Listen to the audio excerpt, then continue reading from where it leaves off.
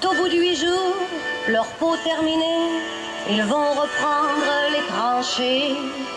Là leur place est si utile que sans eux on prend la pile. Mais c'est bien fini, ils en ont assez, personne ne va plus marcher. Et le cœur bien gros comme dans un sanglot, ils disent adieu au civelot. Même sans tambour, même sans trompette, ils s'en vont là-haut en baissant la tête. Adieu la vie, adieu l'amour, adieu toutes les femmes, c'est bien fini.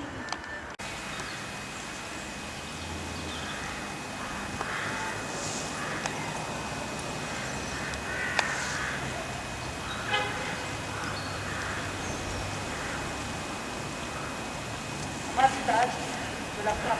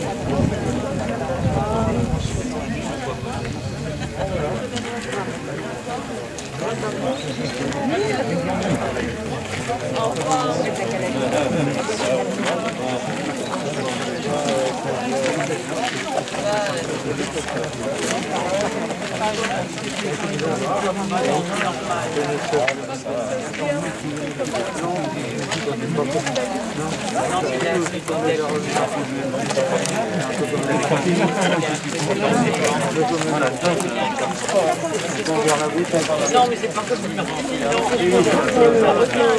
Bon, on ressort ou...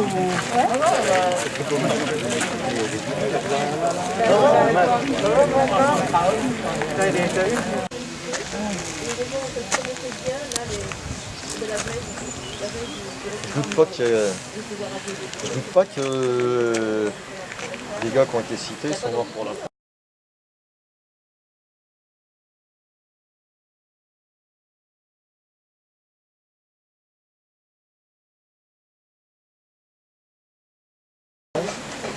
Mais il n'y a pas que des militaires qui meurent pour la France. Non, il y avait même des instituts. Ouais, je pense. Donc c'est pour ça. Mais ils sont morts pour la France.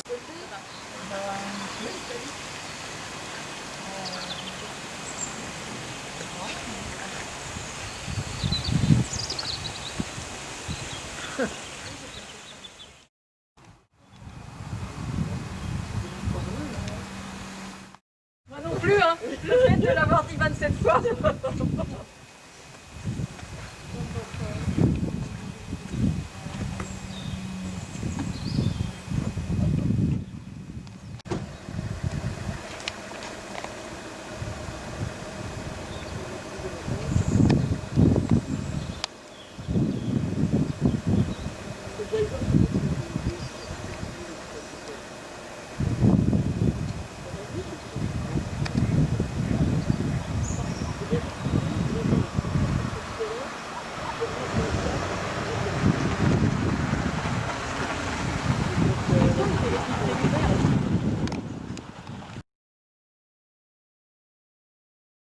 De Victor Hugo.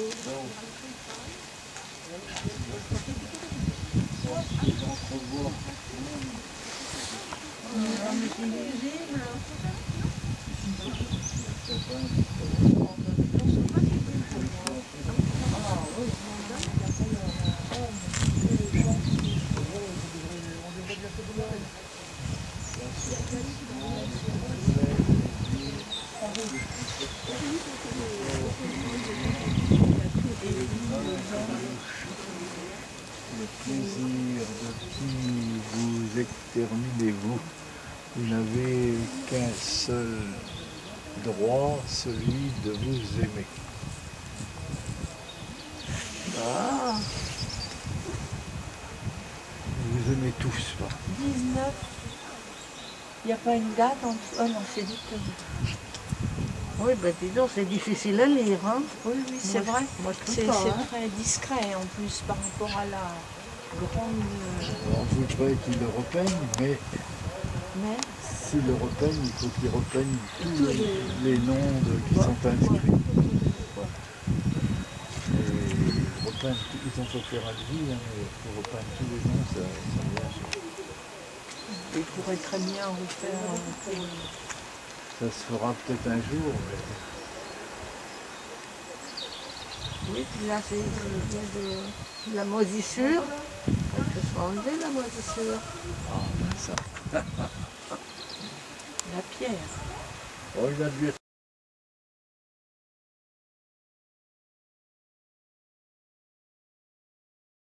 Nettoyé il y a plusieurs années. Oui, on voit, il y a à niveau des moisissures.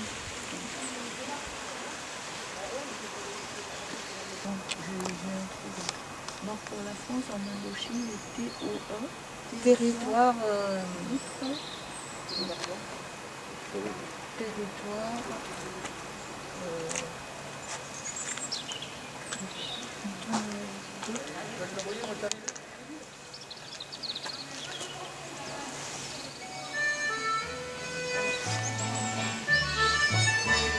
Quand au bout du jour, leur peau terminée, ils vont reprendre les tranchées. Là, leur place est si utile que sans eux, on prend la pile. Mais c'est bien fini, ils en ont assez, personne ne va plus marcher. Et le cœur bien beau, comme dans un sanglot, ils disent adieu au ciboulot. Même sans tambour, même sans trompette. Masculinette, il va falloir que je choisisse à un moment. Ouais. Je verrai bien. Si j'arrive à lire, parce que j'ai déjà de la buée. Oh, tu peux l'enlever en Je vais l'enlever extérieur. pour, Hein. ouais. Oui, ça va. Tu sais ce que j'en pense, hein, en intérieur c'est sensible. Mais Pour lire, l'extérieur, je vais peiner. Hein. ben oui. Alors je viens de voir Annie qui n'avait pas eu connaissance parce que alors moi hier j'étais à Châteauroux et j'avais pas de connexion internet pour lui envoyer le truc. D'accord. Bon, j'ai dit, hein, Ça fait rien. c'est politique quand même ce qu'on dit, hein, c'est pas Oui. très consensuel sur... mais bon, Bah, on va pas se T'as masquer. vu que j'ai intégré son truc. Hein. J'ai vu, oui, bon, ça va. J'ai fait comme le grand Charles ce matin, je lisais dans ma salle de bain pour pas bafouiller. Bonjour monsieur le maire.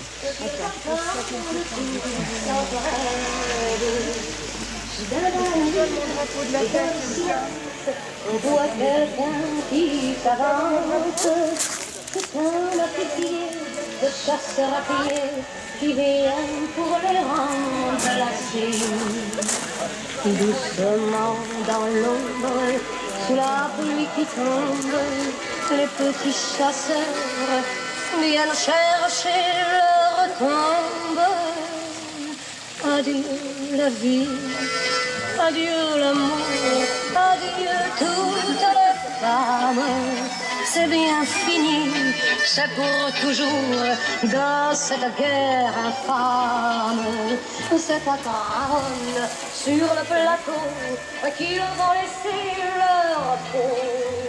Car ils sont tous condamnés, ce sont les sacrifiés. Ces malheureux fleurs sur les grands boulevards, tous ces gros qui font la foire. Si pour nous la vie est rose, là-haut c'est pas la même chose. Au lieu de se planquer, tous ces embusqués feraient mieux de monter aux tranchées pour défendre leur bien, car nous n'avons rien, nous autres pauvres puritains. Tous les camarades sont enterrés là pour défendre les biens de ces messieurs-là. Ce qu'on le pognon, cela reviendra, car c'est pour eux qu'ils crèvent. Mais c'est fini, et les pompions vont tous se mettre en grève. Ce sera le tour, messieurs les gros, de monter sur le plateau. Car si vous voulez faire la guerre, vous payez la guerre entre le pot.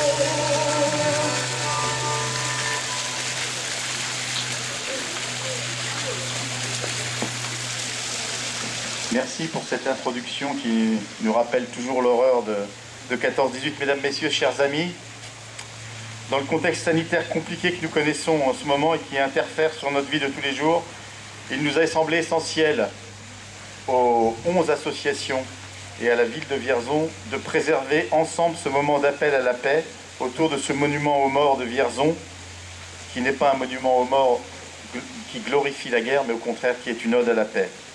Merci donc au mouvement de la paix, à l'ARAC et à son responsable qui a un drapeau qui n'est pas le même que d'habitude, à l'ANACRE qui est de même, à l'Union pacifiste, à la Ligue des droits de l'homme, à ATTAC, aux amis de Louis Lecoing, aux espérantistes, à la Libre Pensée, au Cercle Condorcet, aux amis Biérichon de la Commune de Paris, d'avoir accepté ce format réduit qui permet de ne pas passer par pertes et profits ce moment désormais traditionnel depuis 2009 ou 2010, je ne sais plus Annie, c'est 2009 ou 2010, donc c'est 2010, c'est une question d'intervalle, tu sais, c'est parce que la guerre de 14-18 fut la boucherie du siècle précédent que l'on connaît, c'est parce que le 11 novembre représente un hommage à tous les morts pour la France, qui pour beaucoup n'étaient que de la chair à canon, que ce 11 novembre, traditionnellement à Vierzon, les militants de la paix se retrouvent.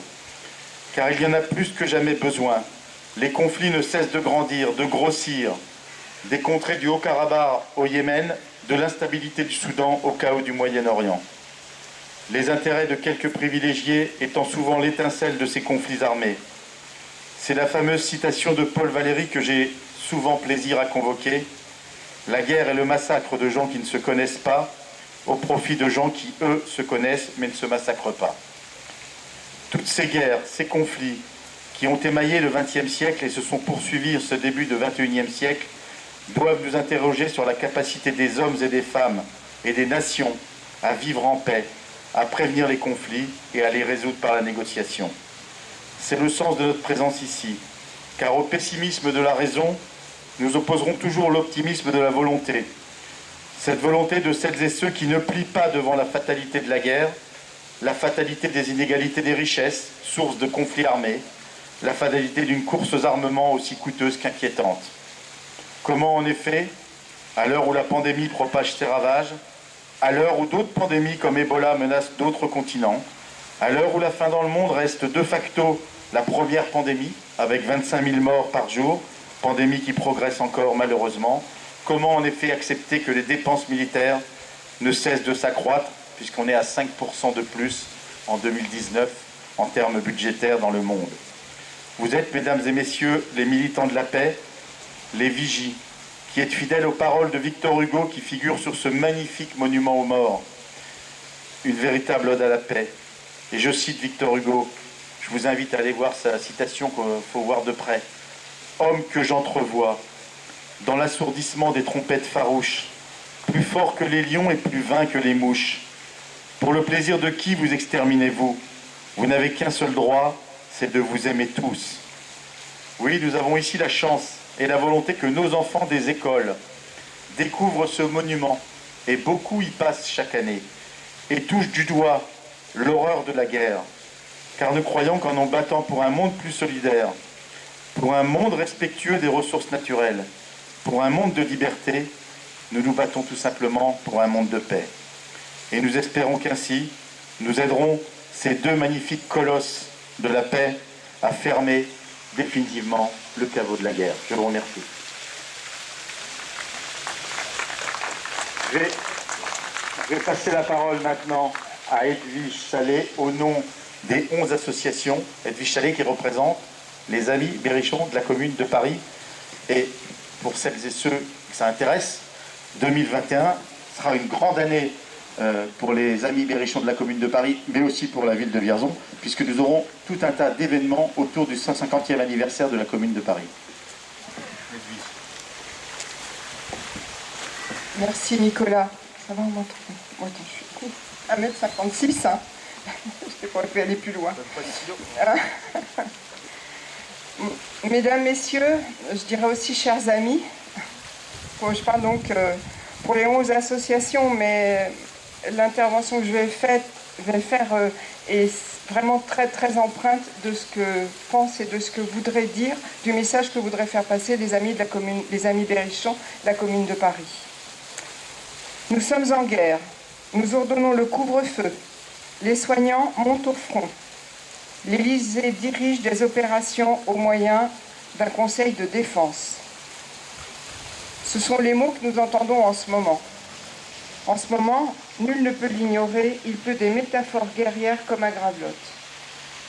Certes, tout le monde est d'accord sur le fait qu'il est important de faire baisser le nombre des contaminations au Covid-19, qui repart à la hausse.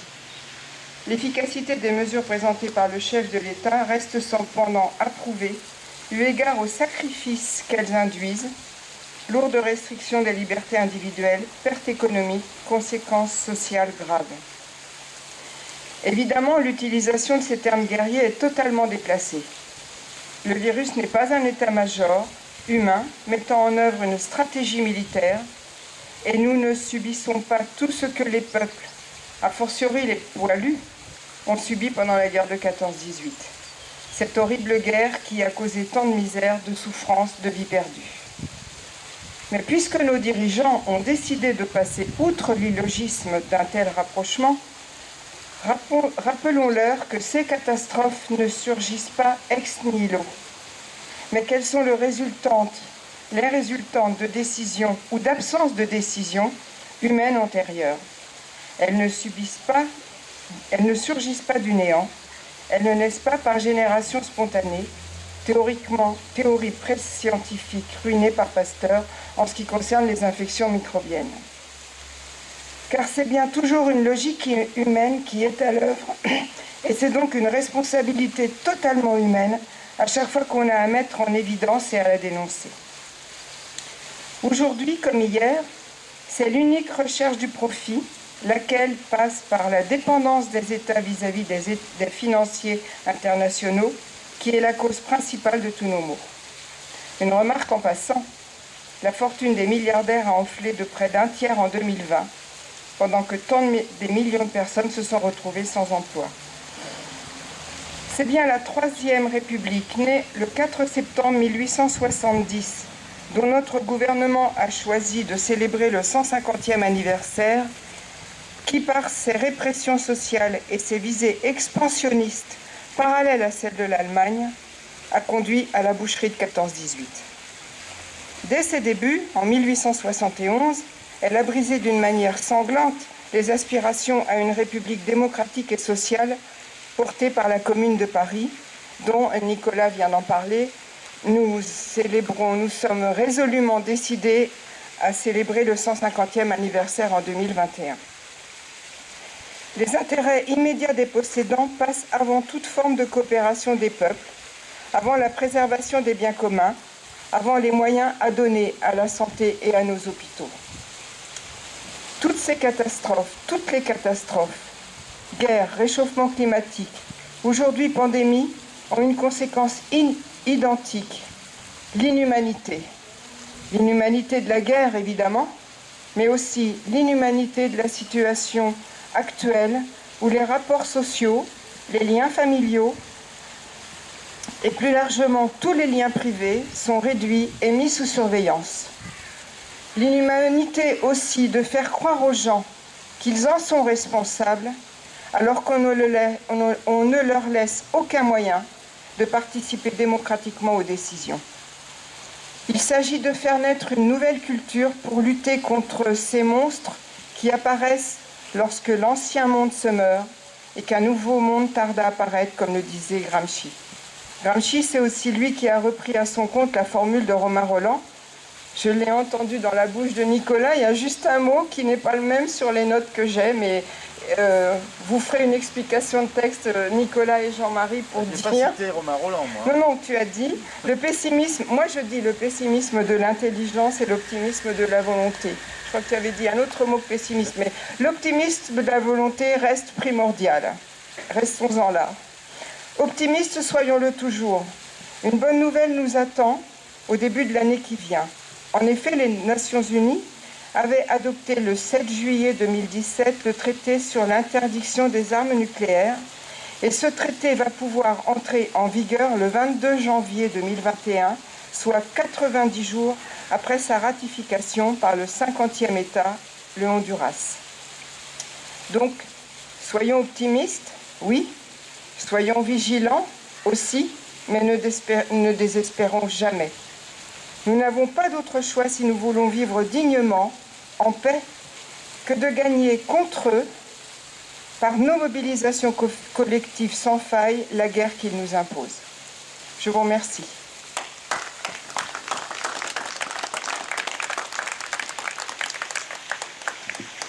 Alors, lecture de texte de Maurice Genevoix par Céline Coulon, lycéenne à Henri Brisson, et Hélène Cazot, collégienne à Albert Camus, à Vierzon, et introduction de la lecture par Julia Coulon, étudiante.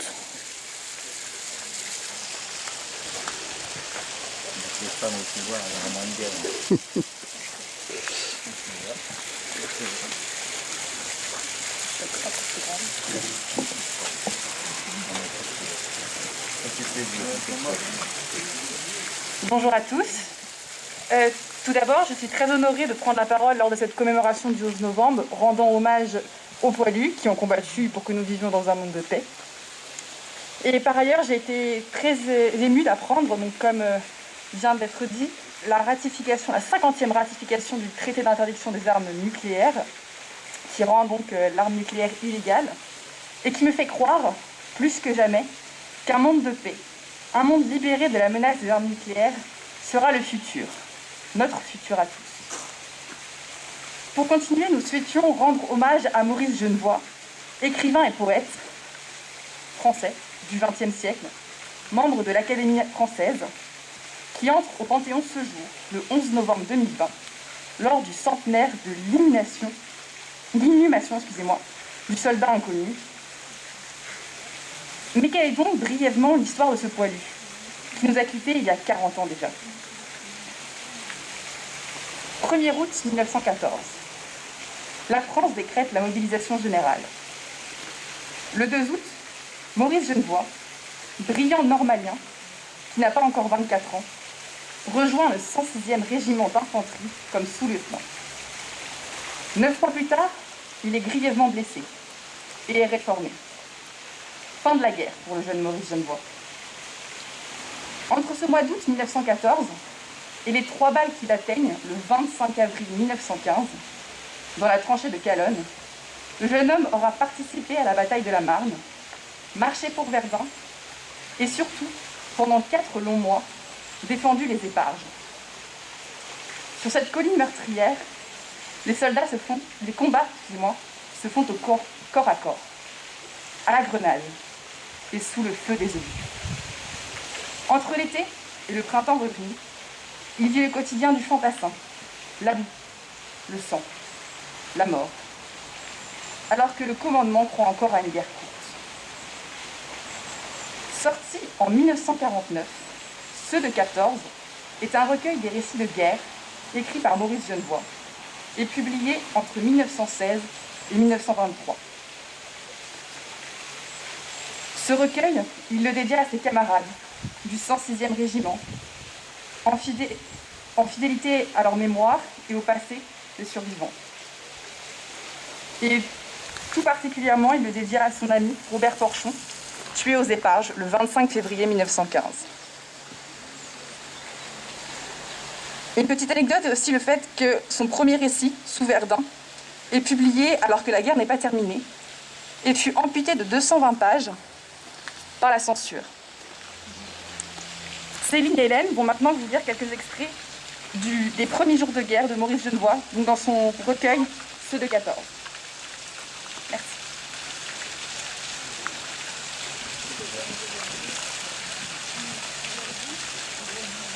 Mardi 25 août 1914, Châlons-sur-Marne. L'ordre de départ est tombé, comme un coup de tonnerre. Course précipitée par la ville, avec la crainte et la certitude d'oublier quelque chose. Je trouve à peine le temps de prévenir les miens. Dernière vue dans la cour du quartier, j'étais à la cantine lorsque l'ordre m'a surpris. J'ai bondi, traversé la cour, et me voici, raide, comme un piquet. Devant 2 files de capotes bleues et de pantalons rouges. Il était temps. Le général arrive, déjà à la droite de ma section. Pour résumer, après cet extrait, les soldats prennent le train, le soir, direction Verdun. Ils descendent 5 km plus loin, à Charny, à 1h du matin. Et l'on se met en marche, lentement, pesamment. Mercredi 26 août. Au petit jour, nous traversons Bras. Devant les maisons paysannes, des tas de fumier s'étalent, énormes, exhalant une buée légère. Des bandes de poules paquettent. Les gens dorment encore. Nous marchons. Nous marchons. Chez presque tous les hommes, on sent la même curiosité anxieuse. Nous logeons. File interminable. Un régiment d'artillerie. Les servants, conducteurs, tous dorment, assoiffés de fatigue, renversés sur des caissons ou le nez dans la crinière de leur cheval. Elles aussi, elles dorment. Elles aussi, les pauvres bêtes. Les nasobas, une patte pliée. Nous passons. Les lourds souliers à clous sonnent sur la route. Les artilleurs ne nous entendent pas. Ils dorment. Jeudi 27 août 1914. Longue étape, molle, hésitante. Ce n'est pas, à vrai dire, une étape, mais la marche errante des gens qui ont perdu leur chemin. Haucourt, puis Malencourt, puis Béthincourt. La route est une vraie rivière de boue. Chaque pas soulève une gerbe d'eau jaune. Petit à petit, la capote devient lourde. On a beau enfoncer le clou dans les épaules, la pluie arrive toujours à s'insinuer et des gouttes froides coulent le long de la peau. Le sac plaque contre les reins. Je reste debout à chaque halte, n'osant pas même soulever mes bras, par crainte d'amorcer de nouvelles gouttières. Mardi 1er septembre. Les cuisiniers vont faire en arrière la soupe et le jus, mais bientôt la bousculade. La bataille crépite en avant de nous. Le capitaine nous fait dire que notre première ligne droite, notre première ligne doit être enfoncée, qu'il faut redoubler de vigilance. Porchon, mon Saint-Cyrien, envoie par ordre une patrouille sur la gauche. Presque aussitôt, des claquements de lebel et la patrouille, affolée, dégringole.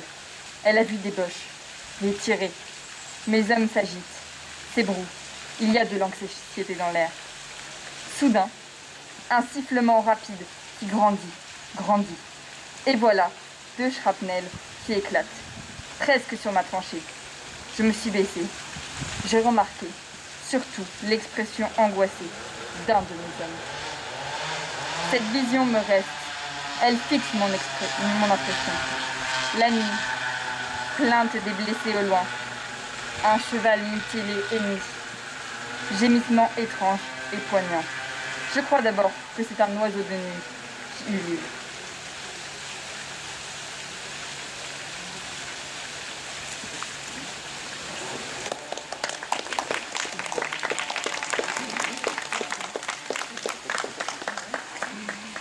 Bon, je vais demander à Pascal de nous remettre la chanson de Craon quand même. Et à Mélanie de venir la chanter. Allez, on nous remet la chanson de Craon et on en restera là pour cette année. On ne pourra pas partager le verre de l'amitié et de la paix. J'en suis fort désolé, mais on fera mieux l'année prochaine et on fera beaucoup, beaucoup mieux. Merci à tous de votre présence.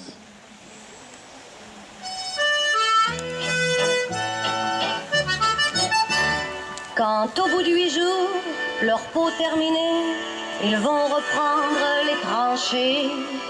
Là leur place est si utile que sans eux on prend la pile. Mais c'est bien fini, ils en ont assez, personne ne va plus marcher. Et le cœur bien gros comme dans un sanglot, ils disent adieu au civelot. Même sans tambour, même sans trompette, ils s'en vont là-haut en baissant la tête. Adieu la vie, adieu l'amour, adieu toutes les femmes. C'est bien fini, c'est pour toujours de cette guerre infâme. C'est à Craon, sur le plateau, qu'ils vont laisser leur peau. Car ils sont tous condamnés, ce sont les sacrifiés. 8 jours de tranchée, 8 jours de souffrance, pourtant ils ont l'espérance que ce soir viendra la relève, qu'ils attendent tous sa brève. Dans le silence, on voit quelqu'un qui s'avance. C'est un officier de chasseurs à pied qui vient pour les remplacer. Doucement dans l'ombre, la pluie qui tombe, les petits chasseurs viennent chercher leur tombe. Adieu la vie, adieu l'amour, adieu toutes les femmes. C'est bien fini, c'est pour toujours dans cette guerre infâme. C'est à Craon, sur le plateau, qu'ils vont laisser leur paix. Car ils sont tous condamnés, ce sont les sacrifiés. C'est malheureusement les grands vivants qui se drôlent, qui font la foi, qui courent, que la vie est rose. Là-haut, c'est pas la même chose. Au lieu de se planquer de ces embusqués, ferait mieux de monter aux tranchées pour défendre leur bien, car nous n'avons rien, nous autres pauvres puritains. tous les camarades sont enterrés là pour défendre les biens de ces messieurs-là. Ce compagnon, cela viendra, car c'est pour eux qu'ils rêvent. Mais c'est fini, et les confiants vont tous se mettre en garde. Ce sera votre tour, messieurs les beaux, de monter sur le plateau. Car si vous voulez faire la guerre, payez-la de votre peau. Merci.